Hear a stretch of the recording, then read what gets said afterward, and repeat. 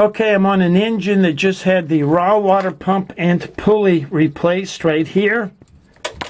And upon final inspection before accepting the service job, we noticed that the pulley was bent or crooked. I'm clear. Go ahead on the starboard.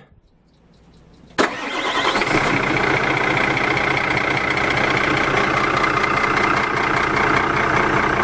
you're looking at the white stripe. But notice the pulley's moving back and forth. Okay, let's do it one more time. On the starboard side? Starboard side. Okay. And I can't get a good camera angle, but the same thing happened over there on the port. So we're assuming it's a factory defect, and the mechanic that did the work has ordered the parts in rush overnight before 10 a.m. and hopes to have them replaced tomorrow after lunch. So these are the kind of things that you need to look for. Even if you hire the job out, you want to inspect the work to make sure it's done properly.